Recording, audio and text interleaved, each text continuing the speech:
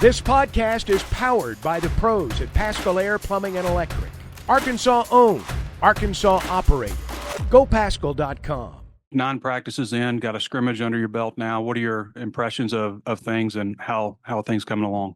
I'm excited about it. You know, when you look at the makeup of the team, and it always is going to start with the offensive line. And I feel like the 3 guys we got out of the portal and them working with the ones and the ability that they have helps that right away. Our other 2 guys are doing a great job too. With the starting 5, we've got to develop some depth there. You know, I think right now we feel like we maybe have 8 guys that we feel good about, and we've got some young guys that keep getting better and then take a step back, keep getting better. The more you put in, the harder it is on those guys to improve right away, but they're working hard at it. But I like the O-line and I like what they're doing. We've had good work at quarterback. You know, Talon has kind of been the guy that works with the ones. He's earned that himself from the minute he got here to how he's conducted his business, how he leads, how he studies, how hard he goes, you know, and all the mat drills that we did. He's the first guy winning on the races, so he's done a nice job on that. I think there's a good competition for who's going to be number 2, and I'm really not sure who that is right now. Malachi, Jacoby, and KJ, the youngster, have all had their bright spots and then made mistakes and had some spots that, you know, aren't what we want. I think it's been hard on Jacoby as far as, you know, the 3rd new offense and how he's got to get there. Not necessarily mentally, but the drops and the things that we do different are different to him. So he's got to catch his feet up. He's got a great arm and he's working hard at it. And I love his attitude. I just think he needs to catch up with our techniques and the timing, because everything for us is timing. And he's come from different systems than that. So, but I think he had a really good week last week and he had a good day today. So that's good. When Talon entered the transfer portal, I think you said maybe a day or 2 after you guys hit him up, and you recruited him out of high school. I was just curious how that process unfolded when you recognized that he was in the portal, and just, I guess, going back to the recruitment, how you identified that he was the guy that you wanted. Well, one of the things that was fun at Missouri State is I had a bunch of young guys on the staff and aggressive recruiters, and they brought Talon to me and showed them. They're all fired up. They've had great talks with them, and I said, "We ain't getting him. We ain't getting him. Sorry, guys, we're not getting him." "Oh no, coach, he likes us." And I said, "Yeah, we're not going to get him." Just because of his ability, you know, his size and speed and the way he can throw the ball. But I did remember him on that. And when I got here, Coach Pitt said, "Go get a quarterback. Do whatever you want to do. Go get us a quarterback." And so I had help with Miles Fishback as a analyst for us, and then Will, our graduate assistant. And we scoured, you know, the portal everywhere and traveled around the country. I really liked Talon. I liked his video. I liked what other coaches said about him. I talked to Barry about him because Barry played against him in the championship game, I think it was. And then I went out and met him. And the thing I was most impressed was when I was talking to him, I could see him picturing the plays and the formations and everything in his mind and his ability to do that. And I've always felt that's the one thing that a quarterback has to be able to do. That's how you get better on the sideline when you come off the field. That's how you get better at halftime, is that I can say something to him, he can see it and understand, you know, what I'm talking about coverage wise or route wise. And then I just liked his motivation. He's a very highly motivated young man. He spends more time in that building than anybody. He's got this little routine he goes through where he takes his iPad out on the field and watches video and does his footwork. And so he's going to just continue to get better and better. Sticking with Talon, it seems like maybe we haven't been able to see him fully unleashed just because, you know, he's not able to get out of the pocket as much as maybe he'd like to. What have you seen from him maybe being held back just because of those specific circumstances? Yeah, I mean, the way you practice is he's going to be held back. I'm not comparing him to Lamar Jackson or anything, but when we had Lamar, I was always like, well, I'm not sure we're going to know how good he is until they have to tackle him, and I'd keep saying that to the staff and keep saying it. And then I just decided one scrimmage to, okay, when he runs, you have to tackle him. If he's in the pocket, nobody hits him. And then there was no question that he was the starter. And right now we're not even doing a lot of quarterback running game stuff just because we want to get better on the other parts of it. We do it in drills and we practice it all the time. But when you get in scrimmages, they blow the whistle and they tag him and he's down, and it's hard to go execute and score points. So we haven't done a whole lot of that, but he's pretty special when he turns it on, and that stride and speed that he has, he can really run. And now that you've become a little bit more familiar with the roster, you've seen the guys in 9 practices now. Anybody who's really stood out to you or maybe surprised you? Well, Armstrong and Broden have done a really nice job. Now Armstrong's been a little bit nicked up the last couple of days. Nothing bad, but he should be back out there. They're tough matchups because they both have great size. They both can elevate and turn their bodies. They're quick in and out of their breaks. And, Broden's 6'6" and can work inside routes and outside routes. Armstrong 6'4" and can work inside and outside. So they've been impressive to me. Satania's speed is something that's really shown up, and his ability to run with the ball and make plays, and he's competitive. I like his competitive spirit. So I've been really impressed with those 3 guys with the receiver group, and how hard they've played and how they've come along. The running back group is going to be real competitive, I think, with R-Dub and JJ. Probably competing for the starter. If we were playing a game at the end of the week, they would be the ones competing for that starter. The youngster Braylon has done a great job. He's big. He's really physical. He's got great hands. It's all new to him. So there's times he has a faraway look in his eyes when he doesn't know the play or can't picture it in his mind. But he's got a chance to be special. I did want to ask you specifically about the run game. What have you seen from it so far? And then the depth, because Isaiah and Dominic Johnson's been here forever. Yeah. I mean, I think when we came off the field last week after the 3 practices and after the scrimmage, I said to Coach Pitt, we're going to be able to run the ball.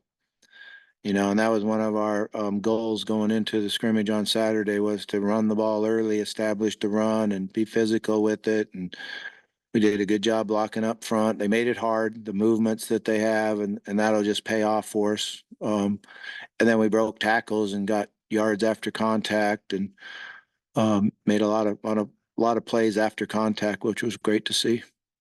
Your offense over the years, have you changed in the amount of times you huddle or don't huddle? And can you go hurry up? What's your thoughts on that and tempo? Yeah, I think the thing that we will try to do here is mix up the tempo. Sometimes huddle, sometimes fast huddle, sometimes go no huddle with quick, fastball plays, sometimes go no huddle and slow the tempo down a little bit, and just, change it up, not just do one single thing. That's something that I've felt like I like better than just going fast. Well, what have your impressions been of the tight end room? I know you haven't gotten to see Ty too much, but brought that up because Luke's special. He's really a special player, and his ability to run routes, catch the ball. He's really competitive, and he's down a little weight right now from where he played at last year. So he's got to get back up his weight, but you wouldn't notice it by his blocking because he's so tough, but he gets a little more lead in his rear end, then he'll be able to even do a better job of blocking. But he's a special receiver. He's going to get open and make big plays for us and be the quarterback's best friend on 3rd down and red zone. I like what I've seen from Gum. I think he's a guy that he's a playmaker. He's got to get where he does everything right and understands what he's doing. And but he's really, really competitive. He wants the ball and he works hard to get it. And then he makes yards after contact the other day in the scrimmage, which was great to see. Big Andreas is doing a good job of blocking. It's a little bit new to him. You know, the whole game of football is a little bit new, so he's got to spend some time and really getting to know it and understand it. You mentioned the offensive line. Obviously, Kudus last year was outside and he's kicked into guard. I mean, what have you seen from him development wise, and also Josh Braun too, the other guard, the other returnee? Yeah, I think Brahm's the one that, you know, helps us out on the line as far as his knowledge and understanding and what to do. And he's playing faster and quicker, which is something that we have to have him do. Kudus is really taking huge steps forward, and, you know, him and Cullum Jr. over there on the left side working together. They're a pretty good combination. And Kudus has got some really good athletic ability for that spot and enough size and strength to hunker down when he has to. So, you know, and then I think Addison's done a really nice job inside too. And being able to play next to Braun and Kudus has helped him. Well, I was gonna ask you about Addison, but you answered it there. On the defensive side of the ball, has there been anybody that's kind of stood out as like a particular guy that's given you fits through 9 practices? I know there is, you know, so like that's one of the huge differences from being the head coach and being the offensive coordinator is I probably got the first 11 guys down and who they are, and I know them off the field and that, but I'm not sure I pay any attention to them that much on the field, except for maybe matchups, you know, making sure the quarterbacks know who's on who and that, but usually there you just use numbers. So that would be like, I don't pay a lot of attention to the defense and what they're doing or what's going on. We're just trying to get a first down. And following up on that, do you like that? Do you like being able to just focus solely on It's the fun. offensive side? Yeah, it's been fun. It's been enjoyable. And, you know, the meeting time in the classroom with the quarterbacks is special and the fastest time of the day. The clock ticks when you're in there. And, you know, the year I took off from coaching and was down in Florida, and I'm telling you, the clock doesn't move. You look at the clock, you look at it again. Oh my gosh, what am I going to do today? I even went and practiced at the range hitting golf balls. I hated it.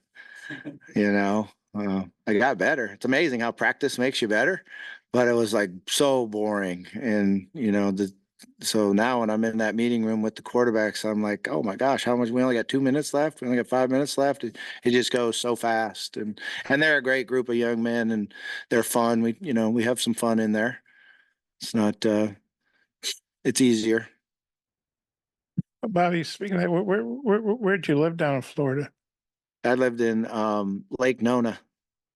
Okay, I have to You look know where that up. that is? It's in Orlando. Okay. So when my daughter was trying to be a professional golfer and she was on the Florida tour down there, we got a place in Lake Nona, which is it's a great practice facility. It's very well known. A lot of the European golfers live in there, and then they're never there. So it's kind of like a ghost. It's a pretty good place to be able to hide out. And I think the only one I really knew was the old head coach from here in Notre Dame. He lived down the street from me. Yeah, Blue Holtz. Yeah, he lived Yeah, right oh, down there the we go. street.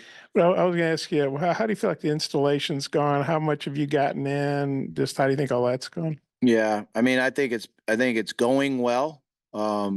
We've cut back a little bit. You know, it's not exactly what we want to be able to get done in that number of days and 7 days that we had. But I think we had to just because it's new to everybody.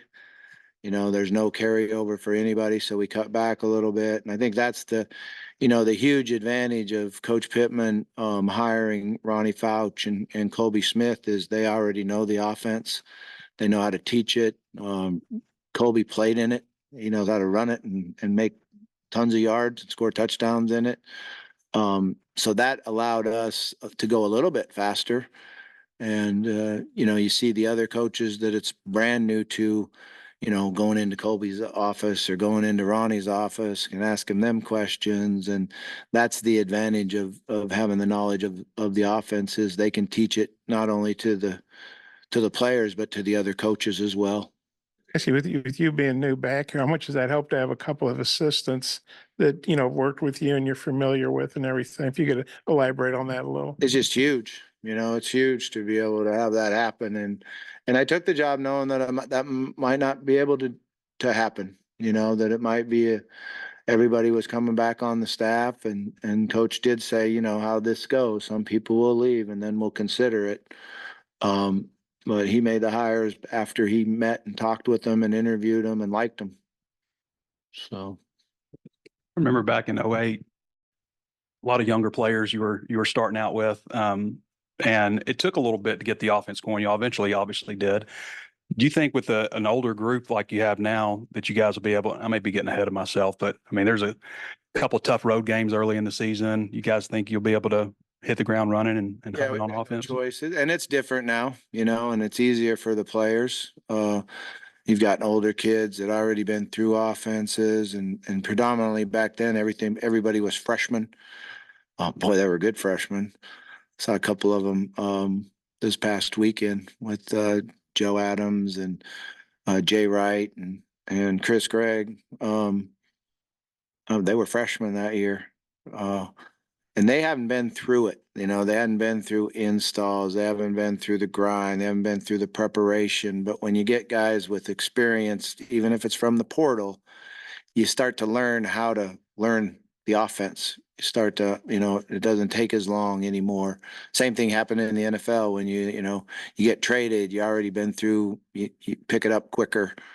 When they change offensive coordinators, the guys that were there before, they pick it up quicker because they've already been through it. So I'm hoping that helps us a lot. But these guys have been good at it. They've been good at learning, and you know, we're gonna have all this package, and then whatever it is we can execute, that's what we'll do. You guys have had some, I guess, bigger personnel in there today and stuff. What else you plan on implementing, I guess, before the spring as far as personnel groupings? Oh yeah, I was hesitant on doing the 13 and 22 personnel and all that, but Coach Pitt's in a lot of situations that we do, so I was feeling like we ended up being at a disadvantage a little bit because I didn't get into those last Saturday. So we just feel like let's put them in and make sure we're not at a disadvantage in some of the situations that we're practicing. So, and they've always been good to us. So we've got to get where we can execute them and do well. We got a ways to go. Today wasn't like an indication of, oh man, let's be 22 team. We're not going to do that. I can guarantee you that. But we are going to be good at it in the situation football.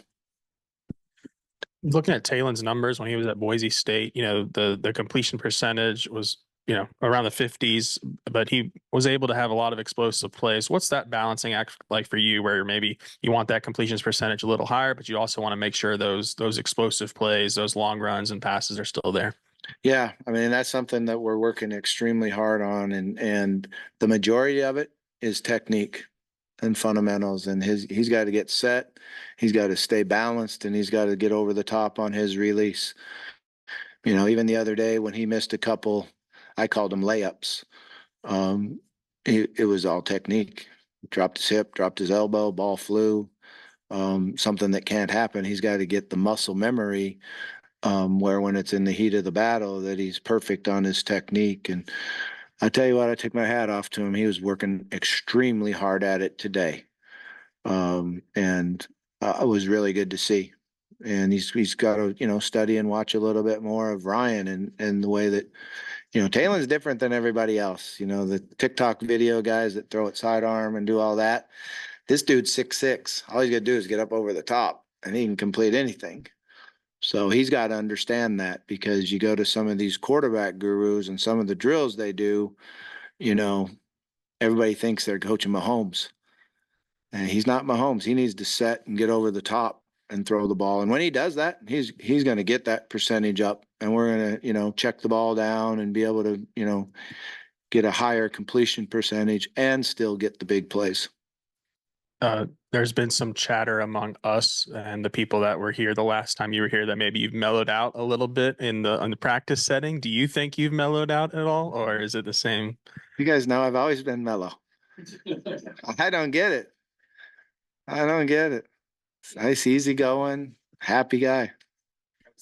Looks like you guys have specifically gotten the ball to Satania. You mentioned him a little earlier, but his skill set, what do you like about him? And is he a Joe Adams type guy? Got that opportunity. Yeah, he's got that opportunity to be, Joe and Jay Wright and that kind of speed and quickness, change of direction. I've been impressed with his hands. Sometimes when guys go that fast, they can't throw their hands up at the right time, and he's really natural at it. I was really happy with the yards he got after contact in the scrimmage the other day.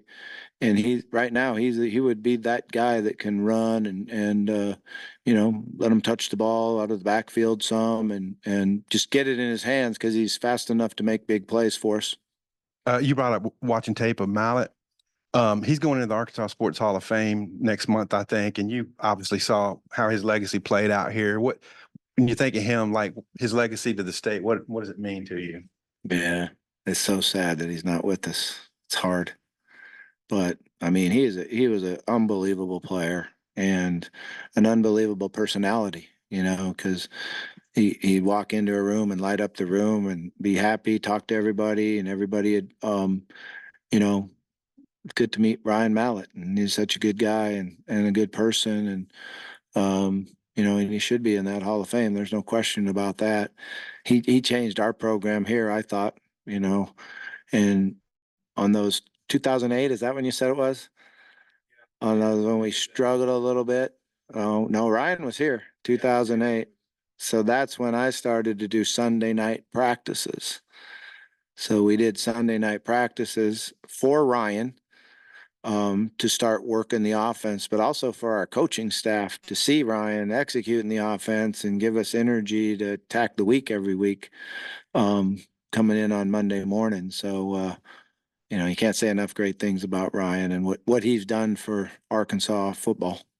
BetOnline is your #1 source for all your betting needs. Get the latest odds, lines, and matchup reports for baseball, boxing, golf, and more. BetOnline continues to be the fastest and easiest way to place your wagers, including live betting and your favorite casino and card games available to play right from your phone. Head to the website or use your mobile device to sign up today and get in on the action. Remember to use our promo code BELIEVE, that's BLEAV, for your 50% welcome bonus on your first deposit. Bet online, where the game starts.